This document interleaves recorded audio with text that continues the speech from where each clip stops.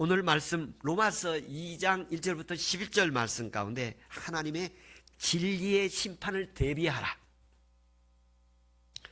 이 진리의 심판을 대비하라는 이 말씀을 통해서 우리 성도들에게 타산지석으로 삼고 각성하고 또 일어나자, 다시 한번 뭉쳐서 해보자, 이런 의미가 있습니다. 2장 1절부터 5절까지는 하나님의 심판에 대한 말씀이고 6절부터 8절까지는 심판의 원리에 대한 말씀이고 그리고 9절부터 11절까지는 하나님의 심판의 결과에 대한 말씀입니다. 먼저 2장 1절부터 5절까지 하나님의 심판에 대한 그 말씀을 하시는데 왜 하나님의 심판이라는 말을 언급하게 되느냐 하면 1절부터 5절까지 보면 하나님의 심판이라는 말이 3번이나 들어있습니다. 그래서 이 말씀이 이 가운데 핵심의 말씀이기 때문에 다른 피할 길이 없습니다. 그런데 이 하나님의 심판이라는 말씀을 하시면서 이건 1장 마지막 부분에 제약된 삶을 사람들에 대한 것을 이어가고 있는 말씀입니다. 특별히 유대인들, 먼저 믿는 하나님을 알고 있는 사람들에 대한 말씀입니다. 그리고 그 다음에 헬라인들에게도 해당되는 말씀이어서 모든 인간들에게 해당되는 말씀입니다. 유대인들이 율법을 갖고 있었기 때문에 자신들은 하나님의 심판에 대해서 걱정하지 않았습니다. 유대인들은 율법을 가지고 나름대로 율법을 지키고 하나님을 섬기고 있는 선택받은 민족이었기 때문에 하나님께서 선민이라는 자부심이 대단했습니다. 우리는 하나님이 없는 이방인들과는 같지 않는 특별한 민족이다. 그런데 사도 바울이 유대인이었고 바리새인이었잖아요. 근데 예수님을 다메섹 도상에서 뜨겁게 체험을 하고 예수님을 만나고 율법을 보니까 이 율법이 자신들을 의롭게 하고 제사함을 주고 하나님께 구원받게 하는 근원적인 문제를 해결하는 것이 아니었어요. 이 근원적인 문제를 해결하기 위해서는 헬라인이나 유대인이나 모든 사람이 다 제 아래에 있다. 율법은 인간으로 하여금 죄를 깨닫게 하고 죄인임을 고백하게 하는 것이구나를 알게 되어지고 깨닫게 되어지므로 우리는 다 하나님의 심판대 앞에 있다. 심판 아래 있다. 그러면서 유대인들도 율법을 가진 것만으로는 부족하다. 표면적으로는 순종하고 있는데 표면적으로는 맞는데 이면적, 내면적, 근원적으로 들어가니까 그것은 온전치 못하다. 하나님의 심판은 진리대로 되는 거기 때문에 이방인도 심판받고 유대인도 심판받는 것이 진리다. 그래서 3절에 보면 하나님의 심판을 내가 피할 줄로 생각하느냐. 하나님께서 누구에게나 다 심판이 해당되는데 유대인들이나 도덕주의자, 도덕 철학자들, 선행으로 금욕으로 타인들을 해하지 않고 살아가려고 했던 인류의 고언자들, 이런 사람들에게도 바울이 깨닫고 난 것은 그들에게도 하나님의 심판이 있다는 것입니다. 하나님이 심판을 하시는데 사도 바울이 3절에 보면 심판을 피할 줄로 생각하냐. 이 말은 역설적인 얘기죠. 결코 피할 수 없다. 하나님의 심판을 누구든지 피할 수가 없다는 것입니다. 하나님의 심판은 어떤 심판이냐면 죄의 결과를 말합니다. 죄인이고 죄의 결과는 사망이에요. 누구든지 다 죽음을 맞이해. 부인할 수 없을 거예요. 누구든지 다 죽음을 맞이하는 그 심판을 말씀하고 있습니다. 우리도 그 심판 받게 될 것입니다. 그때 하나님이 예수 그리스도를 믿었기 때문에, 하나님의 자녀로 살았기 때문에, 믿음으로 세상 바라보지 않고 주님을 바라보며 헌신하고 충성하였기 때문에 하나님 자녀로 삼아주시고 죄 용서해 주시고 하나님께서 영생을 주시며 착하고 충성된 종아, 내 이름을 믿고 네가 땅에서 수고 많이 했다 칭찬하시는 그날이기를 바랍니다. 그러면서 하나님께서 4절에 보면 이렇게 말씀하십니다. 내가 하나님의 인자하심이나 너를 인도하여 회개하게 하심을 알지 못하느냐. 하나님의 심판을 주시는데 심판이 더디어지는 때가 있어요. 요한계시록에 보면 순교자들이 무도하게 그리스도인들을 처형시킨 사람들을 하나님이 심판해달라고 간청하는 그런 장면이 나오는데, 그런데 그 심판을 더디하고 있는 경우가 있어요. 왜 그러냐면 그 사람 회개시켜 구원받을 수 있는 기회를 주고 있는 것입니다. 당장 심판하고 싶지만 하나님께서 왜 참으시느냐 하면 회개하고 구원 얻게 하시려고. 하나님의 연기, 인자하심, 하나님의 유보의 현상이 있습니다. 그때에 하나님이 회개하고 돌이킬 수 있는 기회를 주신 것입니다.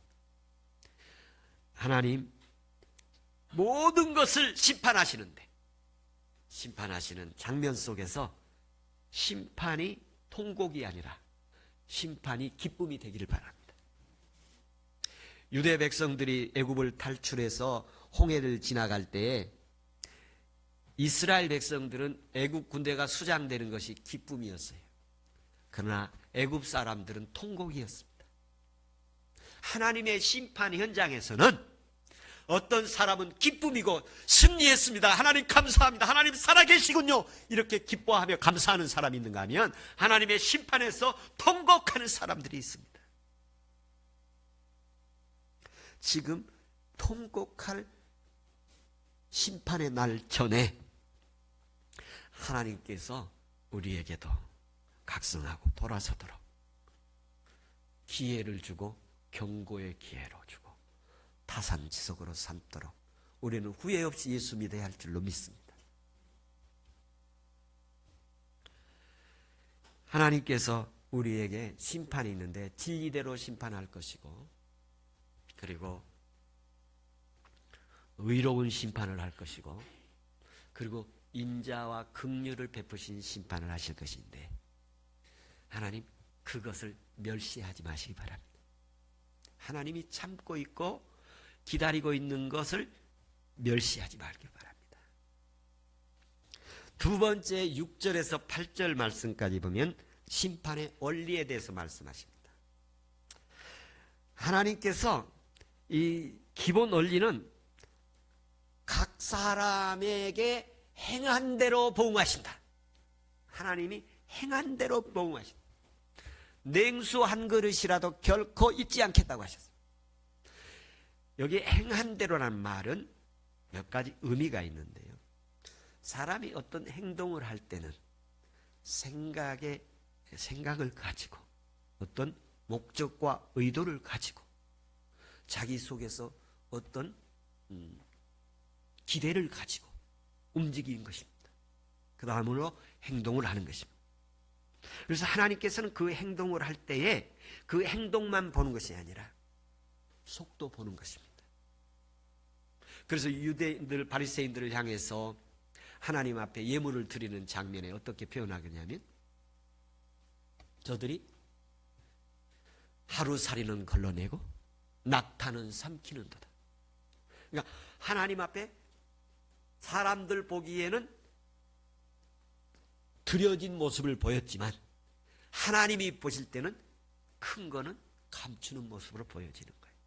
아나니아 사피라가 밭을 팔아서 드렸어요. 적게 드리지 않았을 거예요. 당시의 사람들이 재산을 팔아드렸을 때에 인정할 것이에요.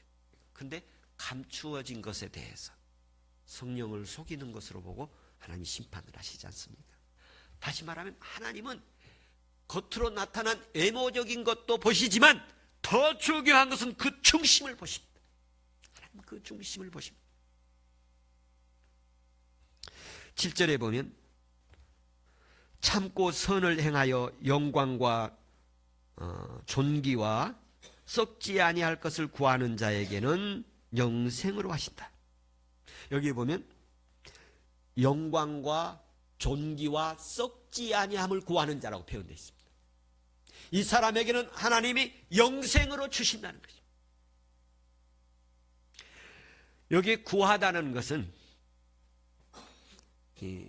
마태복음 6장 33절에 보면 이번 초하루 새벽기도의 말씀 나누었습니다만 너희는 먼저 그의 나라와 그의 의를 구하라. 그래야 하면 이 모든 것을 너에게 더하시리라. 아멘. 이 구하는 것은 추구하다는 것입니다. 추구하는 것.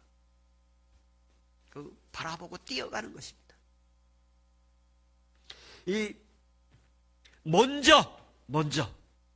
먼저는 우선 앞장서는 것입니다. 우리에게 성령의 검을 주셨지 않습니까? 성령의 검을 보면, 검이라는 거 보면 손잡이도 있고 칼날도 있고 칼끝도 있어요. 먼저는 칼끝입니다. 칼끝이 되라는 것입니다. 칼끝은 어떤 때죠? 적을 막거나 공격할 때, 주님께서 사탄이 와서 시험할 때 사람이 떡으로만 살 것이 아니요 하나님의 말씀으로 살 것이라 예리한 검에 칼날을 꽂는 것이죠. 칼끝을 꽂는 것입니다. 하나님의 말씀으로 어두운 세력, 악의 세력에 대해서 칼끝는, 생명의 칼끝을 대는 앞장서는 사람들 되기를 축원합니다. 하나님께서 영광과 존귀와 썩지 아니한 것을 추구하는 사람, 구하는 사람, 앞장서는 사람, 그 사람에게 영생을 주실 것이다. 여기 영생은 현재 시제로 되어 있습니다. 영생의 열매들을 지금 우리에게 주실 것이다. 지금도 주시고 앞으로 더 주시고 하나님 앞에 가서도 주시고 지금도 성령의 열매들을 우리에게 주실 것입니다. 화평과 기쁨과 즐거움과 희락과 하나님 자비와 온유와 충성들을 주실 것입니다. 복음을 충고하는 자들에게 마지막 날의 심판에서 하나님 영생으로 주실 것입니다. 썩지 아니할 것을 추구하며 살아가는 은혜가 있기를 추구합니다. 8절에 보면 그와 반대로 8절에 보면 오직 당을 지어 진리를 따르지 아니하고 불의를 행하는 자들에게는 진노와 분노로 하시리라. 진리를 따르는 사람들, 존귀와 영광과 썩지 아니할 것을 따르는 자들에게는 영생을 주시는데 당을 지어 진리를 거스리고 불의를 따르게 하는 사람들은 하나님의 진노와 분노로 심판을 하신다. 여기 몇 가지가 있는데요. 이런 사람들은 꼭 당을 지으려고 합니다. 패거리를 만들려고 합니다. 진영을 만들려고 합니다. 성령의 역사가 아니고 악의 세력들은 패거리 문화를 만들어요. 그리고 진리를 따르지 않습니다. 진리를 거스려요. 그리고 하나님을 대적하고 교회를 파괴하고 성도들을 박해합니다. 그리고 이런 사람들에게는 하나님의 진노와 분노가 있다고 그랬는데 분노는 하나님의 내면의 감정이에요. 화가 나신 거예요. 뭐 우리가 노했다, 대노했다, 경노했다 그런 얘기를 하지 않습니까? 이 경노했다는 얘기는 막 쌍욕을 했다는 그런 얘기예요. 그러면서 화를 낸 거예요.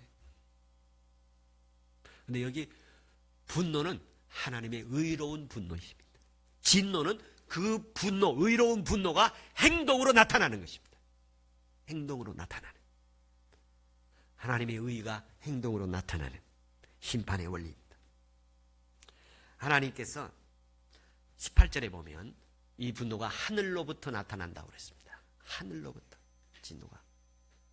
여러분, 하나님께서 여러분들에게, 예배자들에게 털끝 하나 상하지 않고 보호하시면서 내 사랑하는 자야, 내가 너와 끝까지 함께하리라, 내가 너를 도와주리라, 너를 지켜주리라, 하나님의 보호가 있기를 축원합니다.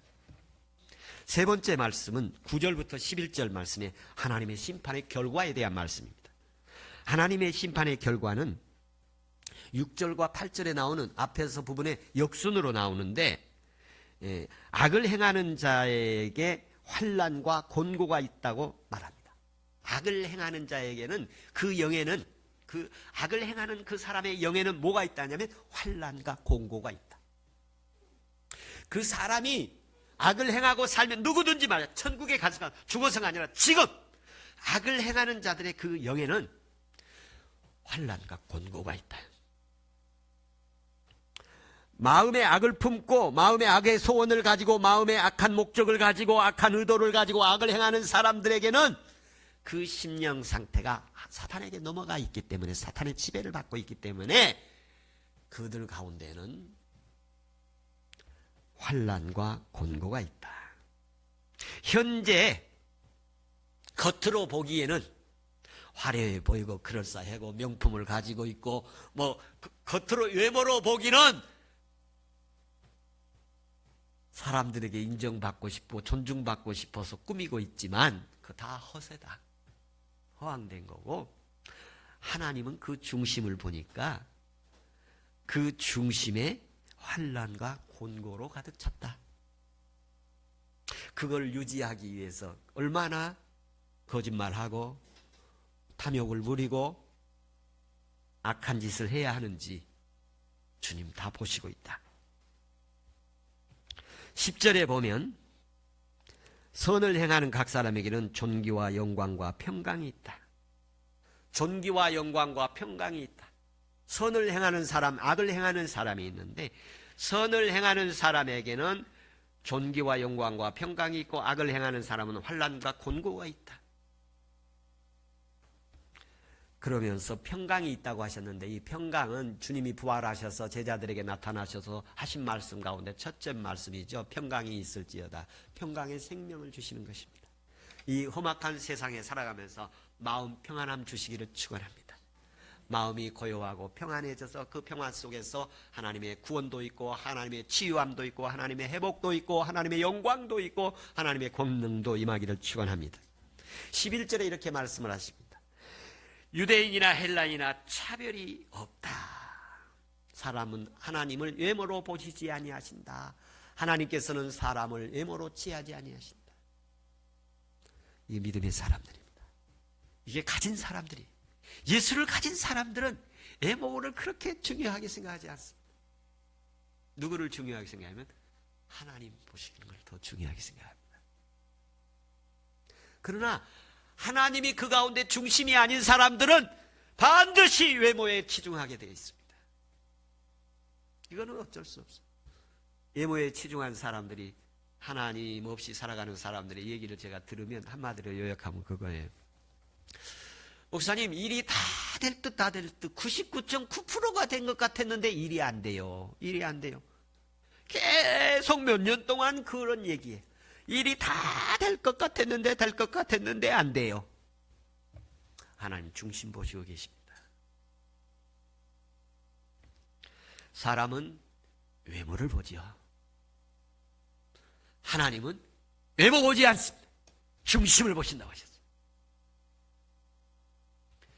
여러분, 하나님 외모 보셨으면 좋겠습니까?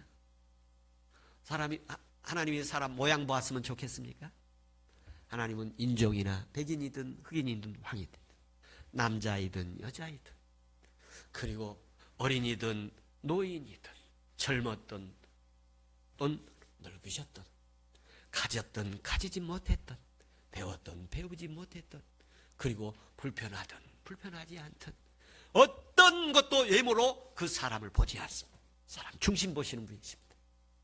중심에 하나님 계시고 중심인 예수 그리스도 계시기를 축원합니다.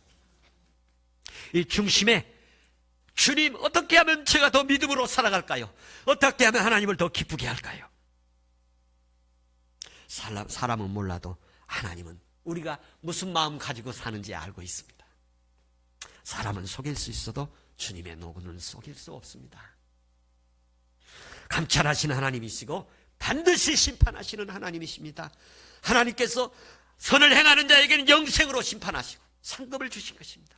결산을 하고 상급을 주실 것이고, 악을 행하는 자는 악의 대가를 받을 것입니다. 주님 오시는 날이 그리 멀지 않았습니다. 선을 행하여서 하나님의 영생의 복을 받으시고, 혹시 악하고 잘못된 거 있다면 회개하고 돌이켜서 하나님의 은혜로 새롭게 출발하시기를 바랍니다. 예수 그리스도께서 우리의 십자가의 제물이 되셔서 우리를 구원하시고, 그리고 하나님의 자녀 삼으시고, 부활하셔서 우리를 의롭게 살게 하시고 의인의 병사가 되게 하시고, 그리고 하나님의 구원의 역사를 증거하며 살도록 만들어 놓으셨습니다. 성령이 오셔서 우리에게 힘을 주시고, 그리고 사망의 권세, 음부의 권세를 이길 능력을 주셨습니다. 하나님께서 성령으로 승리의 삶을 살게 하시는 은혜가 있기를 주의 이름으로 축원합니다. 기도하겠습니다.